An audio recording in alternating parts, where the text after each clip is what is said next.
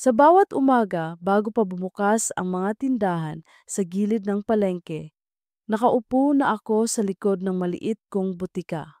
Doon, sa pagitan ng mga kahong may tatak na paulit-ulit kong binabasa, nagsisimula ang araw ko.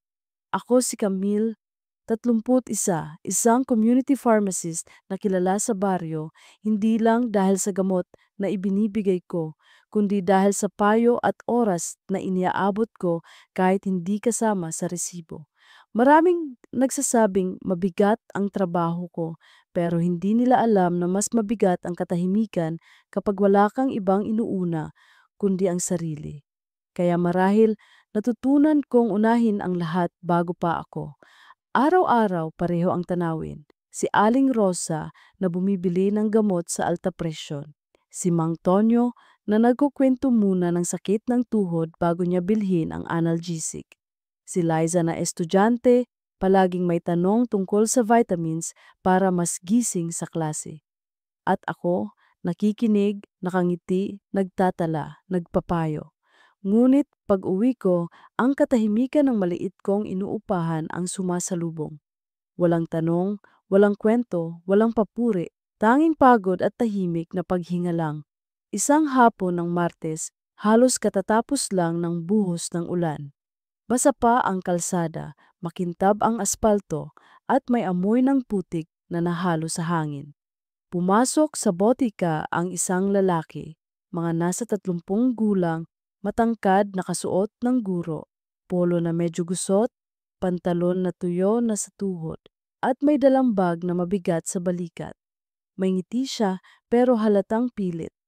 Magandang hapon po, bati niya. Ngumiti ako gaya ng palagi. Magandang hapon. Ano pong kailangan? Inilapag niya ang maliit na papel sa mesa, reseta para sa maintenance medicine ng isang matanda.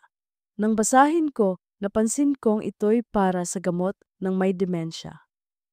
Para po sa tatay ng asawa ko, paliwanag niya, parang nahihiya. Ako ang pinapunta, ako si Anton, guro sa high school dito. Tumingin ako sa kanya.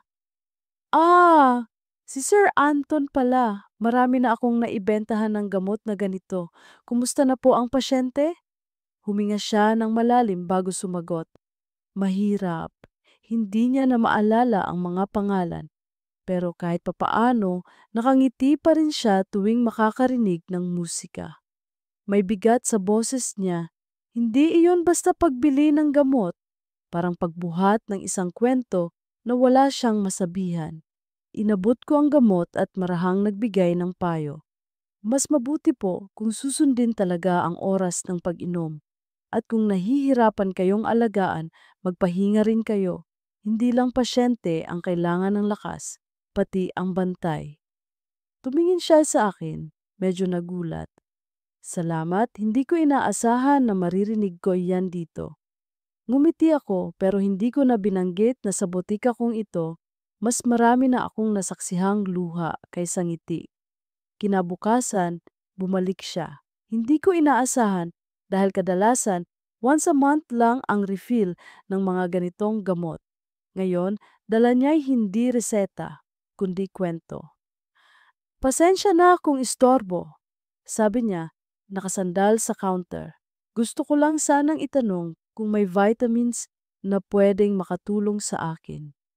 Madalas kasi akong mapuyat, tapos pagtuturo pa sa umaga.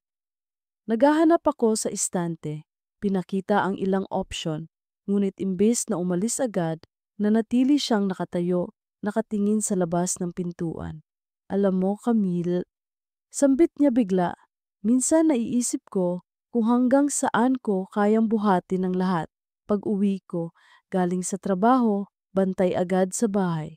Wala namang ibang gagawa. Tahimik akong nakinig. Hindi ko siya pinutol, hindi ko siya inawat. Dahil minsan, ang pinakamabisang gamot ay pakikinig. Sa dulo ng usapan, bumili siya ng vitamins. Pero mas malinaw sa akin na hindi iyon ang tunay na hinahanap niya. Lumipas ang mga araw at dumalas ang pagdaan niya. Minsan may dalang reseta, minsan wala. Minsan may tanong, minsan pananahimik lang na inuupo niya sa bangko sa loob ng botika. Natutunan kong kilalanin ang bigat ng kanyang balikat kahit wala siyang sinasabi. Isang gabi, halos 8:00, malapit na akong magsara nang pumasok siya. Basa ang buhok niya, parang umulan ulit. May dalang supot ng tinapay at 2 kandila. Nabalitaan kong brownout sa kabilang baryo. Sabi nila baka abutin din dito. Naalala ko, baka wala kang ilaw. Inilapag niya ang kandila at tinapay sa mesa. Para may ilaw ka rin. Para akong natigilan. Maraming beses na akong binigyan ng pasasalamat ng mga tao, pero iba ang pakiramdam ng oras na iyon. Hindi iyon pasasalamat ng isang customer. Iyon ay alaalang iniabot, parang apoy na maliit ngunit kayang magpaalab ng puso. Nagtagpo ang mga mata namin, at sa unang pagkakataon, naramdaman kong natutukso ang pusong matagal ko ng disiplinado. Ngunit bago pa man ako makasagot, ngumiti siya sabay paalam. Naiwan ako sa loob ng botika, hawak ang kandila habang ang dilim ay unti-unting bumabalot sa labas. Kinabukasan, pumasok sa botika ang isang babaeng may maamong mukha.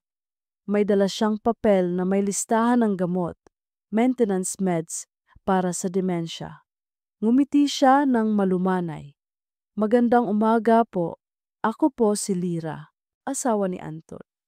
Ito po ang listahan ng gamot ng tatay ko. Sabi niya, dito raw palaging may nakahanda. Para akong nabingi saglit. Siya pala si Lira. Hindi siya mukhang pagod, bagkus ay may ngiti ng taong marunong humawak ng bigat ng may kababaang loob. Salamat po. Ha? Dagdag niya habang inaabot ang pera. Hindi niyo alam kung gaano kalaking tulong ang botika ninyo. Si Anton, nakakahinga siya dahil may mga taong gaya ninyo na laging bukas. At sa isang iglap, parang bumagsak ang lahat ng pinipigil kong damdamin. Ang mga salitang iyon, humihinga dahil may mga taong gaya mo, ay parang mismong reseta na nagpatahimik sa lahat ng ingay sa dibdib ko. Ngumiti ako, ngunit sa loob ko nagpasya na ako. May mga bagay na kailangang manatili sa tahimik na lihim. At sa gabing iyon, isinulat ko ang huling reseta. Isang liham na hindi ko ipapadala, hindi para sa pasyente, kundi para sa sarili. Nakasulat doon. Iwasan si Anton. Iwasan ang gabi, iwasan ang ingay ng pusong naghahanap. Isinara ko ang sobre, itinago sa ilalim ng drawer ng botika.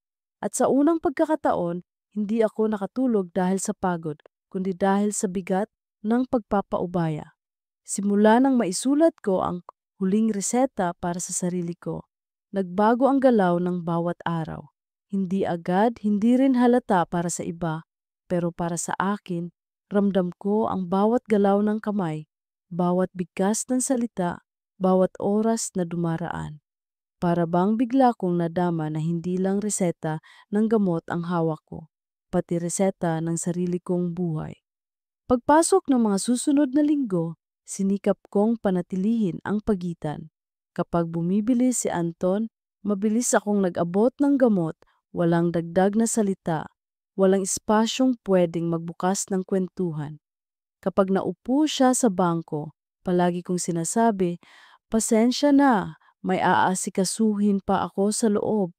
Hindi siya nagreklamo, hindi rin siya nagtanong, at iyon ang mas mabigat. Ang tahimik niyang pagtanggap na parang alam niyang may pader akong itinayo at handa siyang tanggapin iyon kahit walang paliwanag.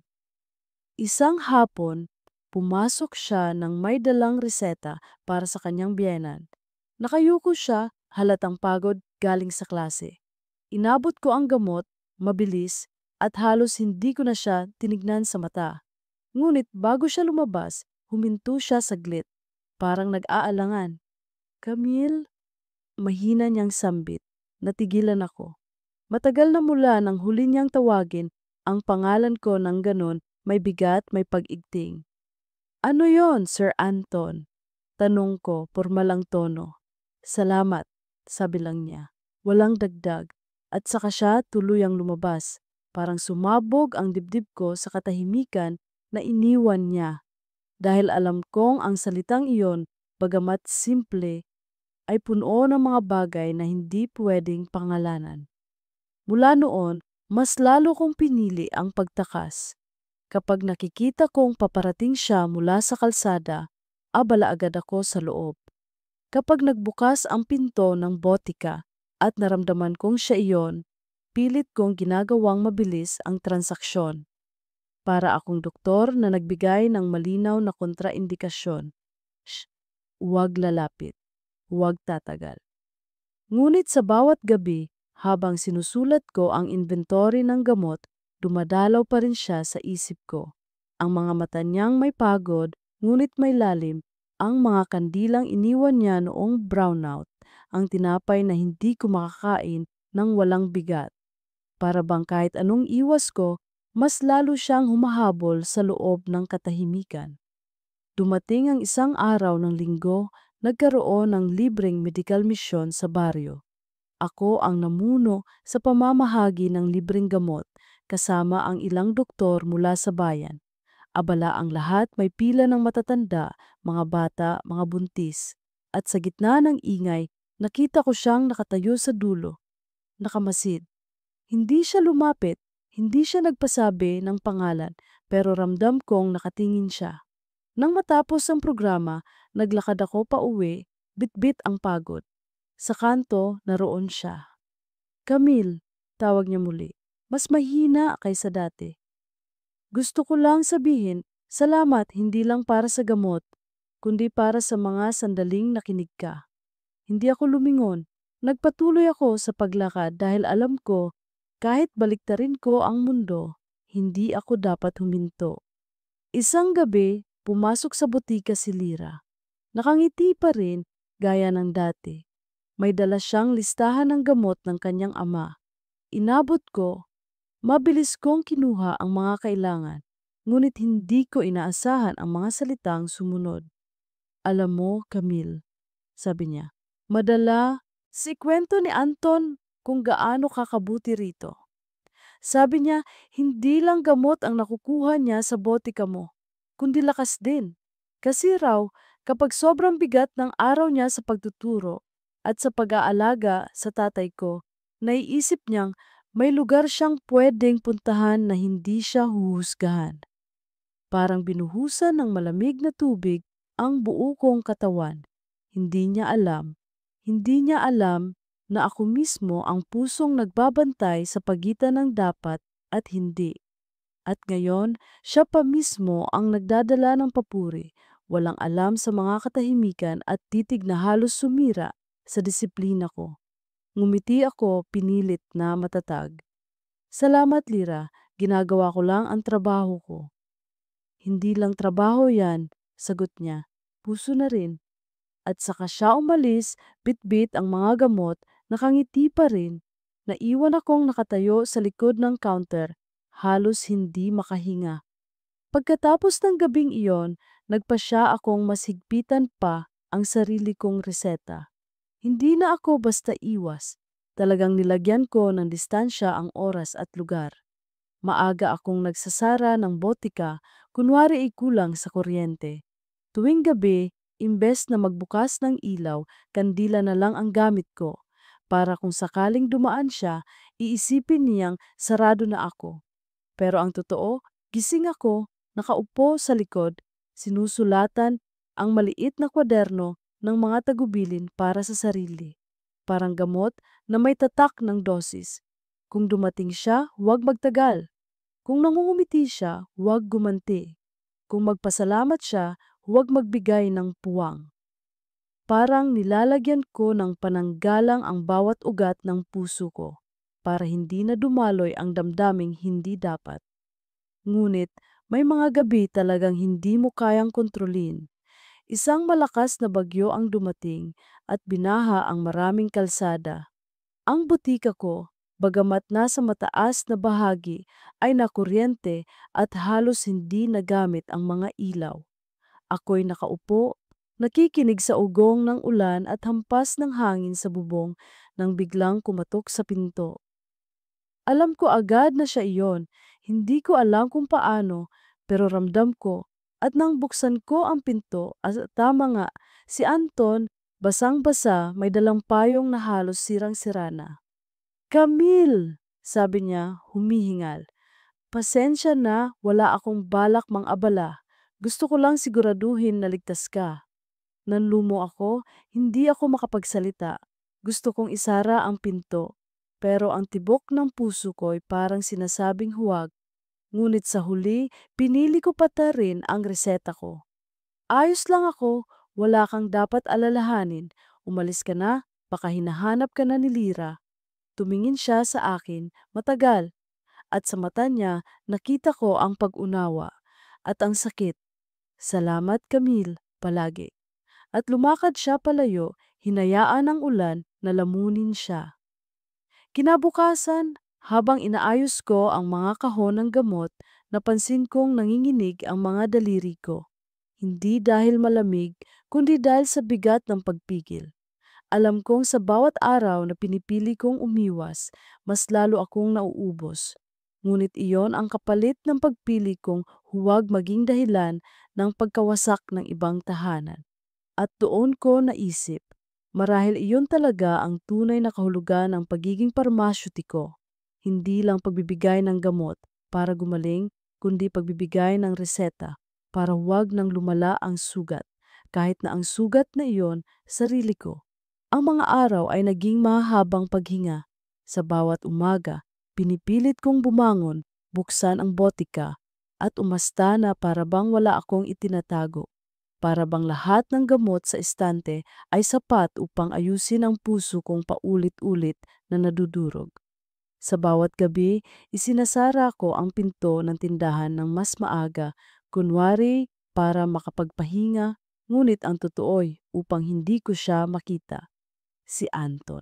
Hindi ko siya nakikita sa loob ng ilang linggo, ngunit kahit wala siya, naroon pa din siya.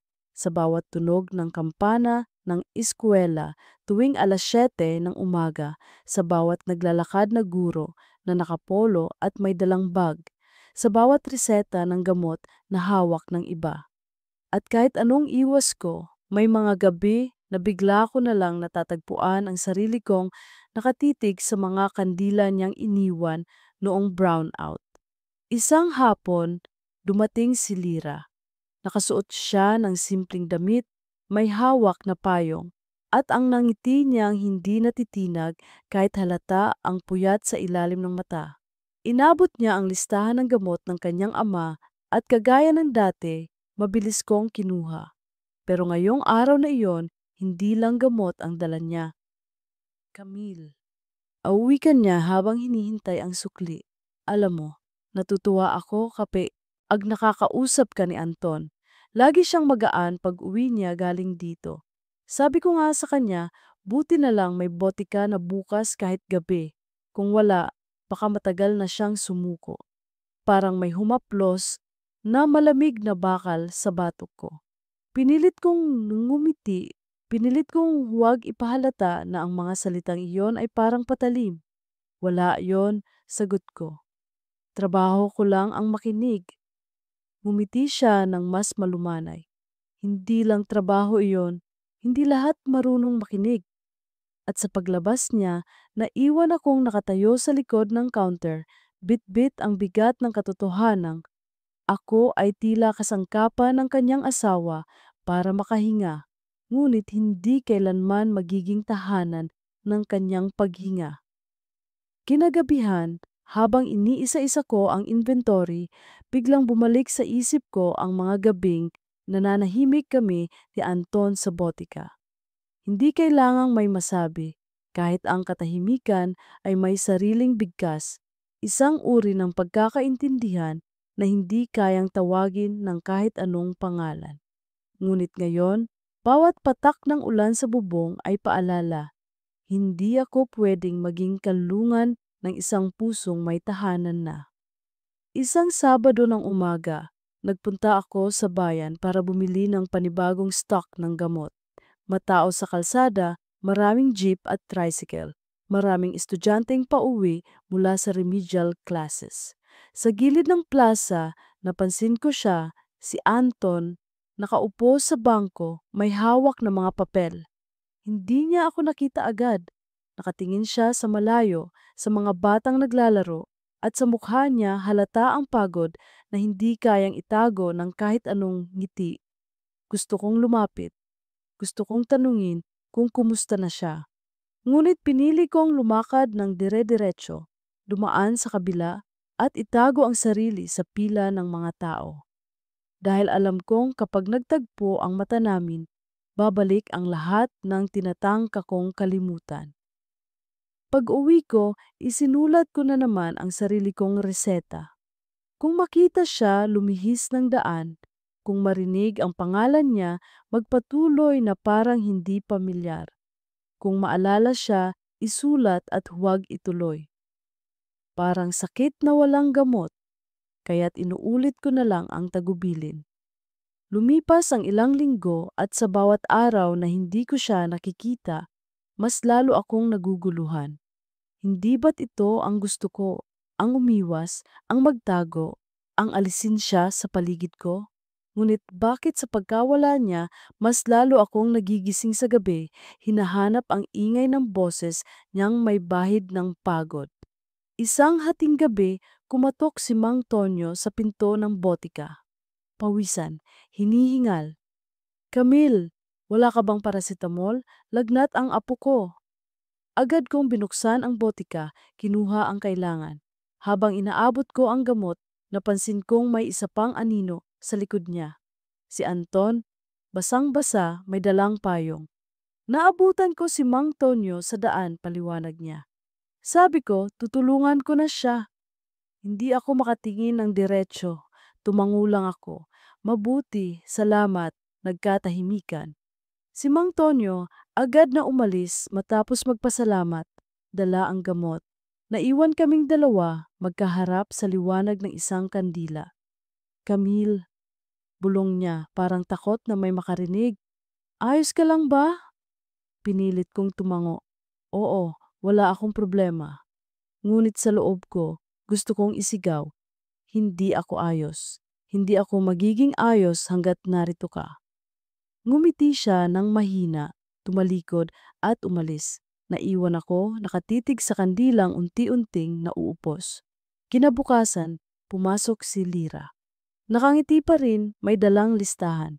Ngunit ngayon, may sinabi siyang hindi ko inaasahan. Camille, lilipat na kami ng bahay, malapit sa ospital, para mas madali ang check-up ng tatay ko. Mas malapit na rin sa trabaho ni Anton. Napatigil ako, parang biglang may humigop ng hangin sa paligid. Siguro hindi na kami madalas makakadaan dito, dagdag niya. Pero salamat ha, sa lahat ng tulong mo. Hindi mo alam kung gaano kalaki ang naging parte mo sa amin. Ngumiti ako kahit ang loob ko'y nanginginig. Wala yon, basta magpagaling ang tatay mo. Umalis siya at iniwan akong muling mag-isa. Gabi na nang dumating si Anton, hindi siya bumili ng gamot. Umupo lang siya sa harap ng mesa, tahimik, hawak ang sariling bag. Camille, sabi niya, aalis na kami. Hindi ko alam kung makakabalik pa ako dito. Gusto ko lang magpasalamat. Walang yakap, walang sumpa, walang kahit anong pangakong hihila sa bukas. Tanging ang kamay niya nakahawak sa gilid ng mesa. Mahigpit, puno ng bigat, ngunit hindi lumapit sa akin. Salamat, ulit niya. At tumayo, lumabas at tuluyan nang nawala sa pintuan. Sa gabing iyon, isinara ko ang botika ng mas maaga kaysa dati. Naglakad ako pa uwi, dala ang bigat ng katahimikan. Ngunit, nang lumingon ako sa langit, maliwanag ito. Wala namang kuryente sa baryo, ngunit ang mga bituin ay parang sabay-sabay na nagpasya na magningning. At doon ko naisip, may mga ilaw na galing sa loob at mas maliwanag sila kapag pinili mong huwag patayin ang ibang tahanan para lang magningning ang iyo.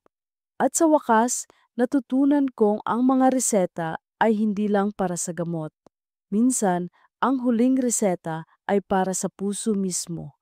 upang tanggapin na ang pagmamahal ay hindi laging tungkol sa paghawak, kundi sa pagpili na huwag sumira ng buhay para lang makahanap ng liwanag sa sarili. Nang makalipat sina Anton at Lira, naging kakaiba ang katahimikan sa loob ng botika. Sanay ako sa dami ng mga taong pumapasok araw-araw. May bibili ng gamot, may magtatanong tungkol sa simpleng sugat, may makikiupo para lang makapagpahinga. Ngunit sa kabila ng ingay ng mga paa at poses, ramdam kong may nawala. Hindi ko agad maipaliwanag, pero para bang may bakanteng upuan sa isang sulok na hindi ko kailanman pinupunuan. Si Anton. Oo, araw-araw ay may dumadaan, may bumibili, may ngumingiti. Pero ang katahimikan niya ang mas lalong tumitimo. Hindi iyong katahimikan ng pag-iwas, kundi katahimikan ng taong handang makinig. At ngayon, wala na iyon. Naiwan akong mag-isa, nakatitig sa mga istante ng gamot. Sinusulat ang mga reseta ng iba, pero hindi ko mabigyan ng lunas ang sariling loob. Isang gabi, habang nagsasara ako ng tindahan, dumating si Mang Romy, isa sa matatandang parokyano ko. May hawak siyang reseta, nanginginig ang kamay, halatang galing pa sa check-up sa bayan. Camille, sabi niya, buti nandito ka. Alam ko kahit gabi na, bukas ka pa rin. Ngumiti ako. Ano po ang kailangan, Mang Romy? Habang kinukuha ko ang gamot niya, napansin kong nakatitig siya sa akin. Parang may mabigat sa'yo, anak, wika niya. Minsan mas halata ang sakit na hindi galing sa katawan. Natahimik ako. Pinilit kong mangumiti. Siguro po dahil sa pagod, ngumiti siya pabalik, ngunit ramdam kong hindi siya kumbinsido. Huwag mong hayaan na ikaw ang unang bumigay. Ang mga butika, kahit puno ng gamot, walang saysay kung ang nagbabantay ay may sakit na hindi inaasikaso. Pag-alis niya, naiwan akong nakaupo sa bangko. Nakatitig sa papel na iniwan niya ang reseta para sa kanyang puso. At sa isip ko, naisip kong wala ring reseta para sa akin. Sa mga sumunod na araw, pinilit kong abalahin ang sarili. Nag-organisa ako ng libreng seminar tungkol sa tamang pag-inom ng antibiotics. Tinawag ko ang ilang kabataan sa baryo upang mag-volunteer at natuwa ako dahil marami ang dumalo. Sa bawat pagtuturo, nararamdaman kong may saysay ang trabaho ko. Ngunit tuwing natatapos ang programa at ako'y mag-isa na lang muli sa loob ng botika, naroon na naman ang katahimikan. Minsan, nauupo ako sa counter, nakatitig sa kandilang iniwan ni Anton. Hindi ko na ito ginagamit, nakatago lang ito sa isang sulok ng estante. Pero sa tuwing napapansin ko, bumabalik lahat, ang tinapay na iniabot niya, ang titig na parang gusto niyang magsalita pero pinipigil ang salitang para may ilaw ka rin. At tuwing alaala iyon ang bumabalik, muling bumibigat ang dibdib ko. Isang hapon ng Sabado, nagpunta ako sa palengke para bumili ng paninda. Mga gatas na formula, diaper at ilang bitamina. Habang naglalakad ako sa kalsada, napansin kong may ilang estudyante ang nagkukumpulan sa isang tindahan ng school supplies. Nakilala ko ang isa. Si Miko, isa sa mga estudyanteng minsang binanggit ni Anton na palaging nahuhuli sa klase. Nakita niya ako at ngumiti. Ate Camille, kayo po pala. Ngumiti ako pabalik. Bakit kayo nandito? May assignment ba? Opo, sagot niya. Pero si Sir Anton wala na po. Ang lungkot sa klase, wala siyang kapalit na guru pa.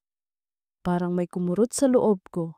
Hindi ko inaasahan na maririnig ko ang pangalan niya mula sa isang bata. Ngunit dun ko naunawaan, hindi lang pala ako ang may bakanting upuan sa buhay. Pati ang mga estudyante, dama ang pagkawala niya. Habang naglalakad pa uwi, iniisip ko, marahil iyon ang kapalaran ng mga taong gaya namin. Mag-iwan ng puwang sa iba, kahit wala na. Kinagabihan, habang umuulan ng mahina, may kumatok sa pinto ng botika. Pagbukas, ko, isang binatang hindi ko kilala ang nakatayo, may dalang sobre. Para po kay Ma'am Camille, sabi niya. Pinapadala po ng guro, si Sir Anton. Parang naputol ang hininga ko. Agad kong kinuha ang sobre, nanginginig ang kamay. Ngunit bago ko pa mabuksan, nakaalis na ang binata. Naiwan akong mag-isa, hawak ang liham na tila mas mabigat pa kaysa lahat ng gamot sa estante. Dahan-dahan ko itong binuksan. Sa loob, iisang pahina lang. Sulat kamay, pamilyar ang pagkakaguhit ng letra. Camille, salamat, hindi mo kailangang sagutin. Hindi ko hinihiling na maalala mo ako. Gusto ko lang ipaalam na ang bawat gabing dumaan ako sa botika mo ay nagbigay sa akin ng lakas para bumangon sa susunod na araw. Hindi mo alam kung paano mo ako natulungan. Sana, gaya ng tinuro mo sa akin, alagaan mo rin ang sarili mo. Anton. Pagkatapos kong basahin, hindi ko napigilang mapaupo. Hawak ko ang papel, nanginginig ang mga daliri ko, at ang luha walang pahintulot na bumagsak. Hindi ko alam kung iyon ba ay sakit o ginhawa. Pero malinaw, hindi ako nag-iisa sa alaala. Kinabukasan, isinulat ko sa kwaderno ko ang isa pang reseta. Tanggapin ang mga salitang hindi pwedeng tumbasan. Huwag nang maghanap ng karugtong. Ang alaala, sapat na. Sa paglipas ng mga araw, nagsimulang gumaan ang pakiramdam ko. Oo, masakit pa rin. Oo, may puwang pa rin. Ngunit sa bawat taong pumapasok sa botika, natutunan kong ibuhos ang puso ko nang hindi naghihintay ng kapalit. Isang gabi, habang nakaupo ako sa counter, napansin kong maliwanag ang langit. Walang kuryente sa baryo, ngunit ang buwan ay buo at ang mga bituin ay kumikislap. Kinuha ko ang kandilang iniwan ni Anton. Inilagay sa mesa, ngunit hindi ko sinindihan dahil hindi ko na kailangan. At doon ko naisip, may mga ilaw na nagmumula sa iba at may mga ilaw na natututunan mong likhain sa sarili. Ang huling reseta ko para sa gabing iyon, huwag nang umasa ng kandila mula sa iba, maging sariling ilaw. At sa unang pagkakataon, nakatulog akong payapa, kahit mag-isa. Mula nang dumating ang liham ni Anton, parang nagbago ang kulay ng mga araw ko. Hindi siya dumaan para iparamdam na may hinihintay. Hindi rin siya nagpaalam para maningil ng alaala. Sapat na ang isinulat niya, isang pasasalamat na hindi ko kailanman inasahan, ngunit matagal kong pinangarap marinig. Parang gamot na hindi ininom ng pasyente. Pero kahit hawak mo lang ang reseta, gumagaan na ang loob mo. Isang umaga ng Lunes, abala ako sa pag-aayos ng mga bagong dating na kahon ng gamot. Dumating si Aling Sabel, ang lola ng isa sa mga batang madalas maglaro sa tapat ng botika. May dala siyang maliit na listahan ng maintenance medicine para sa alta presyon. Habang kinukuha ko ang gamot, nagsimula siyang magkuwento. Camille, Anya, alam mo ba tuwing nakikita kita rito, naiisip ko yung anak kong nurse sa abroad. Palagi siyang malayo, pero kapag kausap ko siya sa telepono, nararamdaman kong buhay ulit ako. Siguro ganyan din ang nadarama ng mga tao kapag nandito ka kahit hindi ka nila kadugo, para kang pamilya. Napangiti ako bagamat may bahid ng kirot. Pamilya. Isang salitang matagal ko nang hinahangad, ngunit palaging dumadaan sa akin nang hindi humihinto. Marahil iyon ang tadhana ko, maging tahanan ng lahat, pero hindi kailanman tawaging sariling tahanan ng isa. Sa sumunod na linggo, dumating ang grupo ng mga estudyante mula sa kalapit na paaralan. Naghahanap sila ng gamot para sa simpleng ubot-sipon at humingi rin sila ng payo kung paano hindi basta nagkakasakit ngayong tag-ulan. Tuwang-tuwa sila sa paliwanag ko tungkol sa tamang pahinga at pagkain ng masustansya. Bago sila umalis, isa sa kanila ang nagsabi, "Ate Camille, sana maging teacher ka rin. Ang galing mo magpaliwanag." Natawa ako, ngunit sa loob-loob ko naalala ko si Anton. ang tunay na guro. Kung nandito siya, siguro tatawa rin siya at sasabing mas bagay pa sa akin ang magturo kaysa magbenta ng gamot. At sa alaala ng ngiting iyon, muling kumirot ang dibdib ko. Isang hating gabi, habang binibilang ko ang sukli at nag-aayos ng istante, dumaan si Mang Berto, isa sa mga tricycle driver sa baryo. Camille, bakit gising ka pa? Wala ka bang kasama rito? Tanong niya. Sanay na po, sagot ko. Botika kasi dapat laging handa. Pero kahit botika, tao pa rin ang nagbabantay, sagot niya. Sabay abot ng mainit na lugaw na dala niya. Kumain ka muna, baka ikaw pa ang maospital. Umupo siya saglit, nagkwento tungkol sa pamilya niya, sa anak na nag-aral ng kolehiyo. Habang nakikinig ako, naisip ko, ganito pala ang tunay na buhay ng mga tao sa paligid ko. Lahat may pasan, lahat may iniisip, lahat may bigat. At ako, bahagi ng lahat ng iyon, ngunit walang sinumang tunay na nakakakita sa bigat ko. Sa mga gabing tahimik, bumabalik pa rin sa isip ko ang sulat ni Anton. Hindi dahil umaasa akong may kasunod, kundi dahil iyon ang naging salamin ng sarili kong kakulangan. Lahat ng papuri, lahat ng pasasalamat mula sa komunidad, hindi sapat iyon para punuin ang isang puwang na alam kong ako lang ang makakaunawa. Kaya minsan, sinusulat ko ang sarili kong mga liham, hindi para ipadala, hindi para ipabasa, kundi para lamang mailabas ang bigat. Camille, huwag mong kalimutang hindi lahat ng magpapasalamat ay dapat mong yakapin. Hindi lahat ng nangiti ay dapat mong sagutin. Ang ilan, sapat ng ituring na biyaya ng saglit, hindi ng habang buhay. Isang Biyernes ng hapon, dumating si Lira. May dala siyang mas maraming reseta kaysa dati. Halata ang pagod sa kanyang mukha, ngunit pilit pa rin ang nangiti. Camille, sabi niya, magpapasalamat lang ulit ako. Ang tatay ko, kahit mahirap, mas nagiging maayos dahil sa gamot na nakukuha namin dito.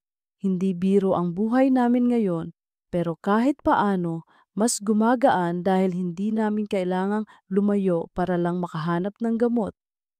Tumango ako, iniabot ang mga gamot, ngunit bago siya umalis, bigla niyang hinawakan ang kamay ko.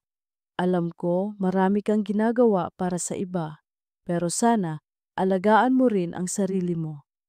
Si Anton, madalas niyang sabihin, buti na lang may Camille. Hindi ko alam kung anong ibig niyang sabihin noon, pero ramdam kong totoo. Parang bumigat ang mundo sa sinabi niya. Gusto kong itanong, paano niya sinabi iyon? Kailan? Ano ang tono ng boses niya? Ngunit pinili kong manahimik. Pinili kong ngumiti at sabihin, Salamat Lira. Sana gumaan ang lahat para sa inyo. At sa kanyang paglabas, muling sumabog ang katahimikan na ako lamang ang nakaririnig. Lumipas pa ang ilang linggo. Natuto akong tanggapin ang kawalan. Hindi na ako umaasang muling makikita si Anton. Hindi na ako nagbibilang ng araw mula nang huli kong hawakan ang sulat niya. Sa halip, mas inilapit ko ang sarili ko sa komunidad. Nag-organisa ako ng libreng check-up para sa mga bata, nagbigay ng libreng bitamina para sa mga buntis at nakipagtulungan sa health center. Sa bawat ngiti ng mga tao, natutunan kong kahit hindi ako may-ari ng isang tahanan, pwede pa rin akong maging tahanan ng maraming alaala. Ngunit kahit sa lahat ng iyon, sa gabi, kapag sinusundan ko ng tingin ang liwanag ng buwan, naroon pa rin ang isang boses sa loob ko na bulong ng bulong. Akum, Camille, kaya mong magmahal, pero hindi lahat ng pagmamahal dapat ipaglaban. Isang gabi ng Agosto, habang malakas ang ulan, dumaan ang isang bata sa botika. Basang-basa, nanginginig, may hawak na payong na halos hindi na magamit. Ate Camille, sabi niya, pwede po bang dito muna ako? Wala po akong masilungan. Agad ko siyang pinapasok, binigyan ng tuwalya at pinainom ng mainit na tsaa. Habang nakaupo siya, nagsimula siyang magkwento. Iniwan po ako ng nanay ko kanina sa palengke. Dapat susunduin niya ako pero hindi po siya dumating. Napatingin ako sa bata. Sa mga mata niya, nakita ko ang parehong puwang na matagal ko nang tinatago. Ang puwang ng taong sanay maghintay, sanay magpigil, sanay hindi unahin. Hinaplos ko ang ulo niya. Huwag kang mag-alala, narito ka na sa ligtas na lugar. At doon ko naisip, marahil iyon ang tunay na dahilan kung bakit nananatili akong bukas kahit gabi. Hindi para kay Anton, hindi para sa sarili ko, kundi para sa lahat ng dumadaan na naghahanap ng ilaw sa dilim. Pagkatapos ng gabing iyon, isinulat ko sa kwaderno ko ang isa pang reseta. Camille, huwag mong hanapin ang liwanag sa mga taong hindi para sa iyo. Ikaw mismo ang ilaw na hinahanap ng iba, kaya't kahit masakit, kahit mag-isa, patuloy kang magbukas. Dahil ang puso mo hindi lang sa iyo, ito ay tahanan ng lahat ng dumaraan. At sa huling pagdampi ng pluma sa papel, naramdaman kong huminga ako ng mas magaan. Ang bigat ay naroon pa po rin, pero natutunan ko na kung paano siya dalhin, hindi bilang sugat, kundi bilang bahagi ng trabaho, ng buhay, ng pagiging ako.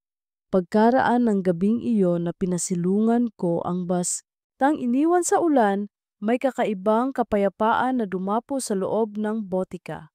Parang may paalala ang Diyos. Hindi lahat ng puso'y kailangang maging tahanan ng isang tao lang. Minsan, mas mahalaga ang maging silungan ng lahat ng nanglalamig at naliligaw. Ngunit hindi rin ganoon kadali ang pagtanggap. Araw-araw habang inaayos ko ang mga reseta at iniimbentaryo ang mga gamot, may mga sandali pa ring dumadapo ang alaala ni Anton. Hindi na siya ganoon kabigat tulad ng dati, ngunit parang aninong nakatambay sa gilid ng liwanag. Naroon pa rin nakamasid. Kapag dumaraan si Lira, dala ang reseta ng kanyang ama, pilit kong pinapanday ang ngangiti ko. Pero sa bawat salitang salamat na sinasambit niya, nararamdaman kong parang pinupunit ulit ang isang sugat na akala ko'y naghilom na. Isang umaga ng linggo, habang maaga pa at tahimik ang baryo, naglakad ako papuntang simbahan. Matagal-tagal na rin mula nang huli akong dumalo. Umupo ako sa dulo, halos walang kakilala sa paligid. Habang pinapakinggan ko ang pari, paulit-ulit niyang binabanggit ang salitang pagpapaubaya. Sabi niya, ang tunay na pag-ibig ay hindi laging nasusukat sa pagkakamit, kundi sa kakayahang ipagpalaya. Kapag mas iniisip mo ang kabutihan ng iba kaysa sa sariling hangarin, doon mo natutunan ang kahulugan ng sakripisyo. Napayuko ako, halos mapahawak sa dibdib, para bang ang humilya ay isinulat para sa akin. Naalala ko ang kandila at tinapay na iniwan ni Anton, ang liham niyang puno ng pasasalamat, at ang mga mata ni Lira na palaging may nangiti ng tiwala. Doon ko mas lalong naunawaan. Ang desisyon kong iwasan siya ay hindi kahinaan, kundi isang paraan ng pagbibigay ng ilaw ng hindi nangangailangan ng kabayaran. Sa mga sumunod na linggo, pinuno ko ang sarili ko ng gawain. Nagsimula akong magturo ng basic health education sa mga kabataan tuwing Sabado. Itinuro ko ang kahalagahan ng tamang nutrisyon, paano gumamit ng first aid kit, at kung bakit hindi dapat abusuhin ang antibiotics. Sa bawat ngiti at tanong ng mga bata, naramdaman kong unti-unting bumabalik ang sigla ko. Ngunit sa bawat pagtawa nila, may kaunting lungkot din akong nararamdaman. Dahil iniisip ko, paano kung ako mismo ang batang nangangailangan ng aral tungkol sa puso? Sino ang magtuturo sa akin kung paano maghilom ng lubusan? Isang gabi, dumating si Mang Nestor, isa sa mga magsasakang suki ng botika. May dala siyang basket ng kamatis. Camille, para sa'yo, sabi niya. Alam kong madalas kang kumakain mag-isa, kaya heto, galing sa ani ko. Tinanggap ko yon, nagpasalamat. Habang inaayos ko ang mga kamatis sa likod, Bigla kong naramdaman ang luhang gustong bumagsak. Isang simpleng kilos lang iyon, pero ramdam kong may tao pa ring nakakakita sa akin, hindi bilang parmasyutiko lang, kundi bilang tao. Naalala ko si Anton. Paano kung siya rin ang unang taong tumingin sa akin bilang higit pa sa botika? Ngunit mabilis kong pinutol ang iniisip ko, sapagkat alam kong hindi ko dapat hayaang lumago muli ang aninong iyon. Dumating ang buwan ng Oktubre at kasama ang barangay health workers, nag-organisa ako ng libreng bakuna para sa mga bata. Abala ang lahat, puno ang barangay hall ng iyakan at tawa. Pero sa dulo ng lahat, may isang batang humawak sa kamay ko at nagsabing, "Ate Camille, salamat kasi hindi na ako takot." Napangiti ako, ngunit sa loob-loob ko, alam kong ako mismo'y natututuring huwag matakot. Huwag matakot na magmahal kahit masaktan. Huwag matakot na masaktan kahit mag-isa. Dahil sa huli, ang tapang ay hindi nasusukat sa kung gaano katagal mong hawakan ang isang tao, kundi sa kung paano ka tatayo kapag wala na siya. Ngunit isang gabi, habang nakaupo ako sa likod ng botika, may dumating na hindi ko inaasahan. Isang batang lalaki, mga 2 anyos, pawisan at hingal na hingal. "Camille," sigaw niya. "Si Lira po, nasa health center." Sumama po ang pakiramdam niya. Parang bumigat ang buong paligid. Agad kong isinara ang botika at sumugod sa health center. Pagdating ko ron, nakita ko si Lira, nakahiga sa stretcher, maputla, ngunit nakangiti pa rin. Si Anton, nakaupo sa tabi niya, hawak ang kamay niya, nanginginig. Nagtagpo ang mga mata namin, walang salita, walang paliwanag. Tanging pasasalamat lang sa anyo ng mga luha sa gilid ng kanyang mata. Lumapit ako kay Lira, tinulungan ang nurse sa pag-aayos ng gamot. "Ayos lang siya," sabi ng doktor. "Pagod lang at kulan. G sa pahinga." Huminga ng maluwag si Anton. Ako rin, ngunit may kasamang bigat. Dahil muli kong nakita ang larawan ng isang pamilya na buo, at ako'y laging nasa gilid lang. Pagkatapos ng ilang oras, nakauwi rin sila. Naiwan akong nakatayo sa labas ng health center, nakatingala sa madilim na langit. Parang sinasabi ng hangin, "Camille, ito ang pinili mo, ito ang tama." Pag-uwi ko, isinulat ko ang ika-6 kong reseta para sa sarili. Huwag hayaang magbalik ang pusong sinubok mong disiplinahin. Sa tuwing makikita mo siya, isipin mo si Lira. Isipin mo ang pamilya. At tandaan mo, hindi lahat ng ilaw ay para sa'yo. Ang ilan, sapat ng masilayan mula sa malayo. Sa mga sumunod na araw, muling bumalik ang ritmo ng buhay. Abala ako sa pag-aasikaso ng mga gamot, sa pakikinig sa mga tao, sa pagtulong sa komunidad. Ngunit sa bawat pagkakataon na naiisip ko si Anton at si Lira, pinipili kong nangumiti.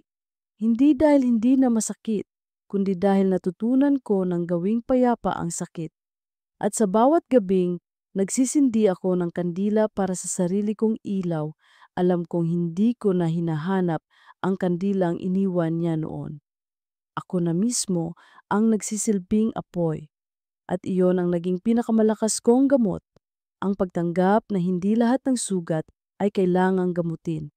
Ang ilan, kailangang mahalin bilang bahagi ng kung sino ka. Mula ng gabing, nakita kong halos mawalan ng lakas si Lira sa health center. Hindi na muling nawala sa isip ko ang imahe ni Anton na nakaupo sa tabi niya. Hawak ang kanyang kamay na parang iyon na lang ang natitirang koneksyon niya sa mundo. Nakaukit iyon sa alaala ko, ang isang lalaki, pagod ngunit buo, isang asawang matatag kahit nanginginig sa takot. At ako, isang tagamasid, isang parmasyutiko, walang karapatang sumingit. Naging mahirap ang mga sumunod na araw. Hindi ko na maalis ang bigat na iyon sa dibdib ko. Ngunit mas lalo kong pinilit na magpukus sa botika. Kapag may dumarating na pasyente, mas mahaba ang oras na inilalaan ko para magpaliwanag, para makinig.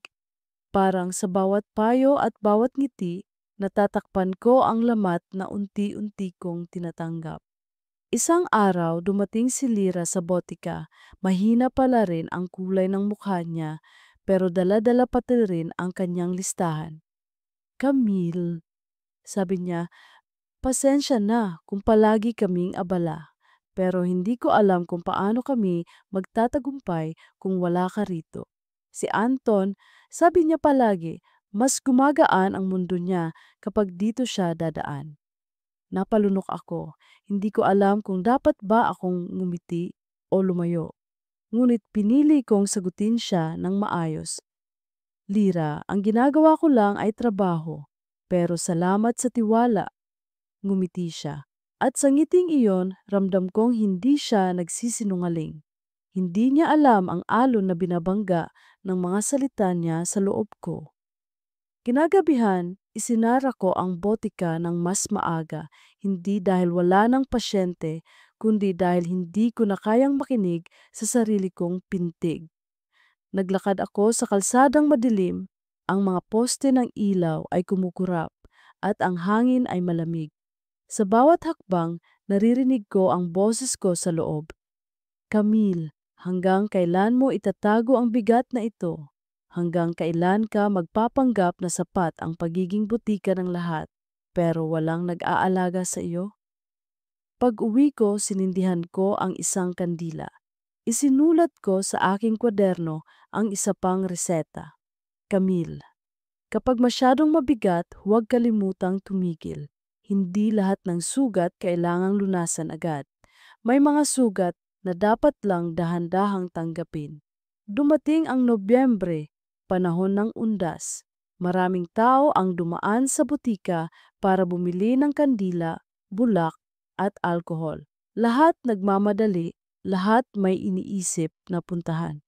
Sa gitna ng lahat ng iyon, biglang dumating si Anton. Hindi siya bumili ng gamot, wala siyang dalang reseta. Camille, sabi niya, pwede ba kitang makausap? Parang tumigil ang lahat ng ingay sa paligid. Tungkol saan?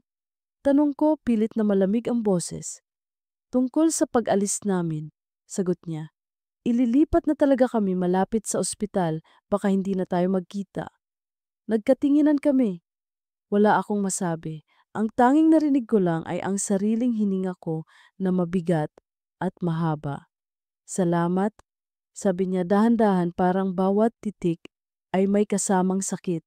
Hindi mo alam kung paano mo ako tinulungan. Gusto kong sumagot, gusto kong sabihin siya rin, pero pinigilan ko. Pinili kong magpakuwari, pinili kong tumangulan, At bago siya tuluyang lumabas ng pinto, napansin kong humawak siya sandali sa gilid ng mesa. Mahigpit, parang iyon na ang huling pagkakataong kakapit siya sa lugar na ito. Pagkaalis niya, bumagsak ang luha ko. Hindi dahil sa pangungulila, kundi dahil sa bigat ng pagpapaalam na walang kasunduan, walang yakap, walang sumpa. Tanging ang katahimikan ng pasasalamat ang naiwan. Kinabukasan, nagpunta si Lira dala ang mas mahabang listahan ng gamot. Masayahin pa rin siya, puno ng kwento tungkol sa paghahanda nila sa paglipat. Pinilit kong ngumiti habang inaabot ang lahat ng kailangan. Camille, sabi niya bago umalis, kung minsan mang bumigat ang mundo mo, tandaan mong hindi ka nag-iisa. Nandito kaming lahat na nagpapasalamat. Nagpasalamat ako. Ngunit pagtalikod niya, napahawak ako sa dibdib. Ang salitang iyon, hindi ka nag-iisa, ay parehong lunas at sugat. Lumipas ang mga araw. Sa bawat gabi, sinusulat ko ang sarili kong mga reseta. Camille, huwag mong hayaang maging dahilan ng kawalan ang iyong presensya. Camille, piliin mong maging ilaw kahit hindi ka kailanman magiging tahanan. At sa bawat pagbanggit ko nito sa sarili, natutunan kong gawing gamot ang sariling mga salita. Isang hating gabi bago ang kanilang paglipat, dumaan si Anton sa botika. Tahimik, walang dalang reseta, walang dalang dahilan. Umupo siya sa bangko at kami nagkatitigan.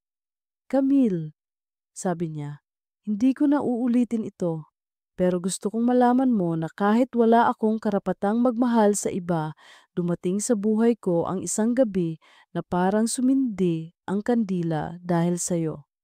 Hindi ko alam ang isasagot, kaya pinili kong yakapin sa isip ko ang mga salitang iyon at hayaang dumaan na parang hangin.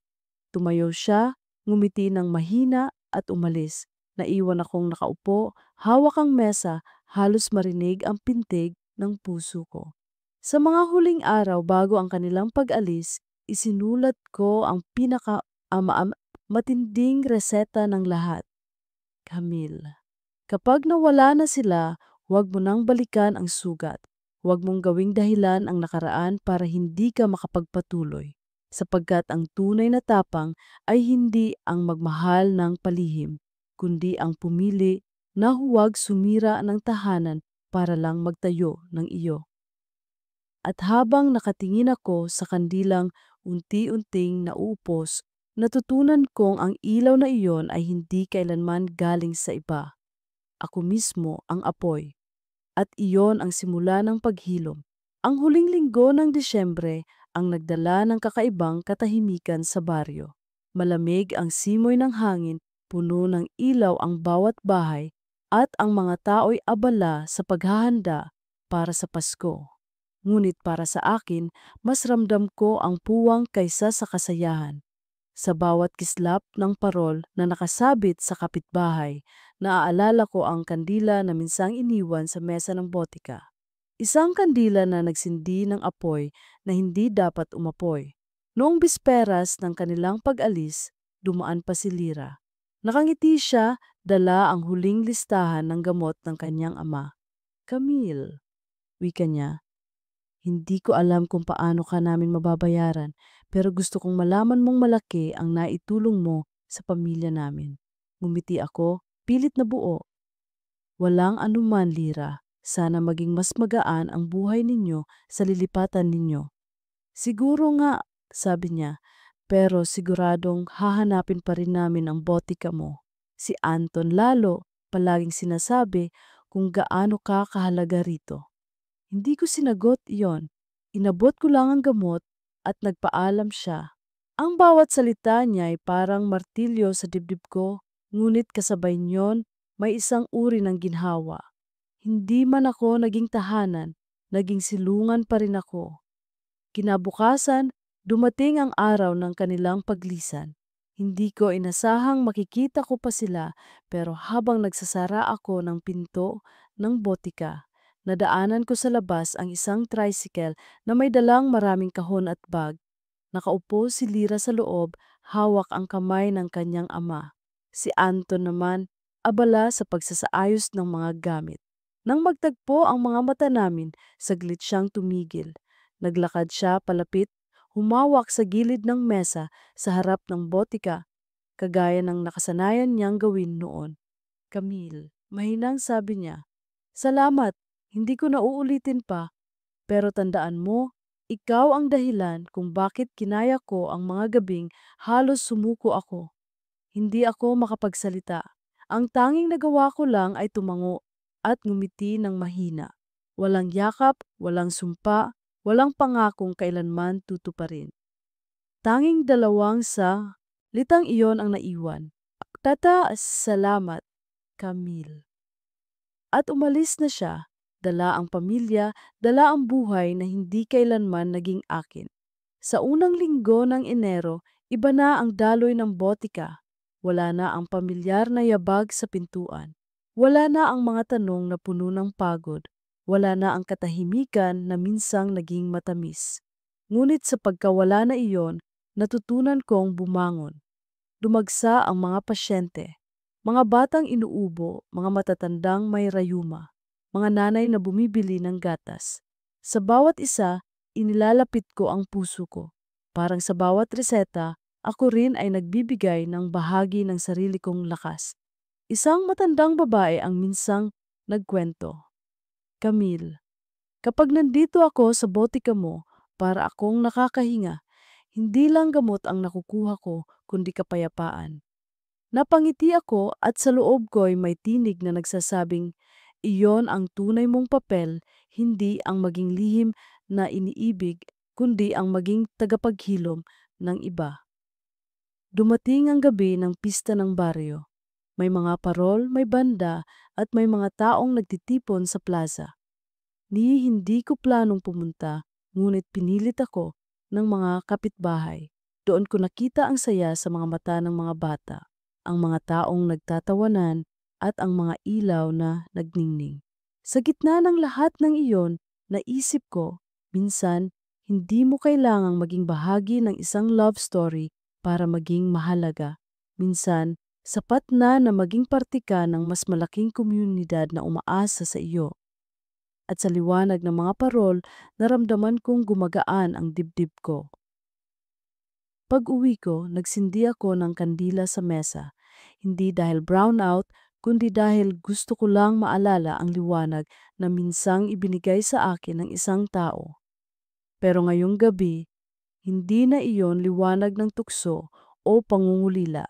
Isa na itong paalala na kahit ang apoy na dumating mula sa iba, maaari mong gawing sariling ilaw kapag natutunan mong tanggapin ang mga sugat. Isinulat ko sa kwaderno ko ang huling reseta. Camille, huwag mong kalimutan. Hindi mo kailangang patayin ang ilaw ng iba para lumiwanag ang sa iyo. Maging ilaw ka kahit walang kapalit, dahil ang tunay na pag-ibig ay hindi sa pagkakamit na susukat, kundi sa kakayahang magbigay ng hindi sumisira. Pagkaraan ng ilang buwan, natutunan kong mamuhay ng mas magaan. Hindi na ako naghihintay ng mga yabag sa pintuan. Hindi na ako sumusulyap sa kandila ng may bigat. Sa halip, tinanggap ko na ang sarili kong katahimikan. Ang botika'y nanatiling bukas at sa bawat pasyenteng dumaraan, natutunan kong ako mismo ang reseta. Hindi para sa sakit ng katawan lang, kundi para sa sugat ng loob. At sa tuwing dumadaan ako sa harap ng istante kung saan nakatago ang liham ni Anton, hindi ko na ito binubuksan. Hindi ko na kailangang basahin pa, sapagkat alam kong ang bawat salitang nakasulat doon ay nagbunga na ng lakas sa akin. Isang gabi ng Abril, walang kuryente sa baryo. Tahimik ang lahat, ngunit maliwanag ang kalangitan. Lumabas ako ng botika, umupo sa bangko at tumingala. Puno ng bituin, kumikislap na parang mga mata ng mga taong dumaan at nagpasalamat sa akin.